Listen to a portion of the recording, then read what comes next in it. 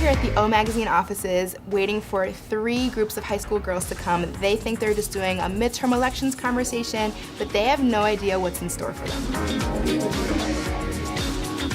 My name is Ashley Thomas. I work here at Oprah Magazine. Hi, I'm Bree Green. I'm the senior video producer for OprahMag.com. We're so excited to have you here today. We're gonna watch one of our favorite interviews, so something to really get us inspired. Excited? Yes! It's about to happen. We all know that there's a big surprise coming, but the girls right now are so cute. They're taking notes. They think that they're just gonna be on this video talking about what their thoughts in the interview were. I'm so excited. I'm like shaking. I can't wait. Thank you for coming to Oprah Magazine offices. Yes. I know you could tell the First Lady was getting choked up, right? Yeah. Oh my gosh. I know we all sort of left the room kind of like this a little bit. So we just wanted to talk to you about what you just saw, what you think about it.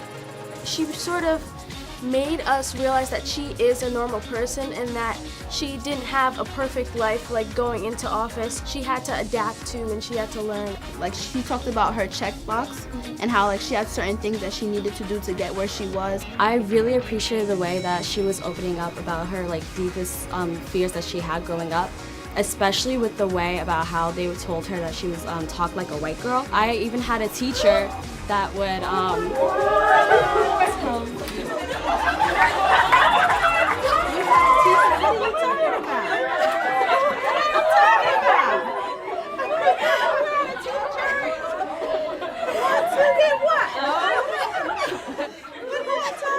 in here. I was talking about you. Okay. See, oh, look at you guys have your notes. You were taking notes? Yes. So what did you think? What did you think of our conversation? It was amazing. It was so excellent. Well, what were you saying before? What's your name? Salam. Salam, what were you saying when I walked in the room? In the interview, you were saying that people would tell you that you talk like a white girl. And in my essay I had to hand in for class, my teacher, she accused me of plagiarism and gave me a 0 on it because my vocabulary was too large and I was talking like a white girl. My question for you was there ever a time you wanted to give up and how did you overcome thinking of that?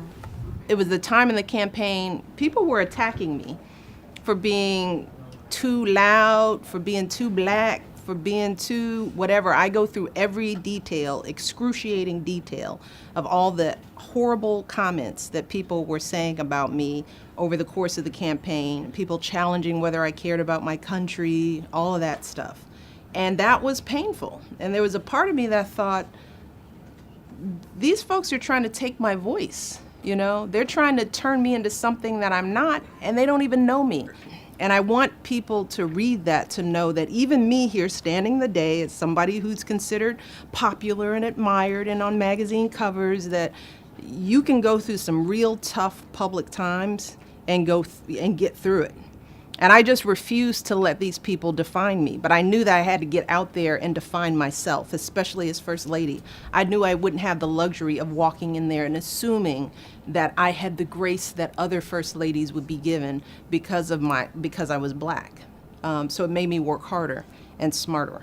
And did like people try to censor you throughout your husband's campaign and like to hide and not talk about your struggles that you went through as a child? No one tried to censor me, but people didn't pay attention to me, which was, and I talk about this, it's like there's something in politics, it's still very male dominated, and most candidates are men. And even in the campaign, your own campaign, the wife is treated as the wife. And what I realized was that if I didn't speak up for myself, they would keep treating me like a wife. You said in the interview that you had an obligation to help people and be a role model for people. Where does that need come from? Seeing my father's sacrifice, but also seeing him be somebody that was engaged in the community, because he was a precinct captain in Chicago. And I saw my father with his disability, you know, getting in his car, going from house to house, sitting down and talking to ladies. And that was some of the first memories that I had of people serving. Over the course of my life, I just sort of saw this as a responsibility that we have and a choice that you can make. The other thing is, like, service for me, selfishly, is something that gives me strength. I was doing something that I cared about, mentoring young people. I mean, there's nothing that I love more than talking to young people like you. I could spend all day here because I want to help you.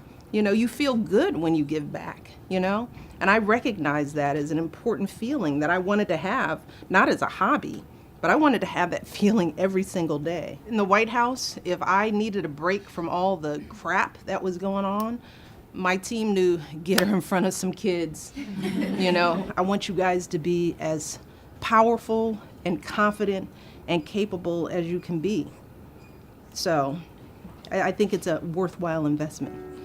You could just see in their eyes how not only excited and awe they were, but it was just so meaningful to them. I mean, one girl was literally just looking up with tears coming down her face. I will never forget the looks on all of those girls' faces because I am that girl, just a little bit older. I know what it's like to be a young brown woman and look up to someone like Mrs. Obama and Oprah Winfrey and think, wow, like I want to be like that one day. So the fact that we had the opportunity to give that gift to those girls is something that I will never forget. Were you shocked? Who was shocked? Raise your hand if you're shocked. I want to hear from you guys. What do you guys think? My friend Ayana, she kept saying, oh my God, I don't know what we're gonna do here, but what if we do something crazy like meet Oprah or something? I was like, girl, shut up. That's not gonna happen. And then when we came here and I saw their faces, I was like, oh my God, this is like crazy. I was like jumping for joy. So now I just feel so motivated and it just makes me want to work harder. And I feel like so inspired because like I hugged Michelle Obama and Oprah. Like you're in class and you're joking like you get a car, you get a car, you get a car. And then it was like today you get a hug, you get a hug, you get a hug. And it was so great and I just feel like there's like this light inside of me that I just want to go home. I want to do my homework. I want to clean my room. I want to go on Oprah's Instagram and like all of her pictures, like one in a lifetime experience. I just want to thank you guys for coming. We think that it was worth your time today. Yeah. What do you say? Thank you. No, I mean, what do you say that wasn't worth your time? I wasn't trying to get you to say thank you.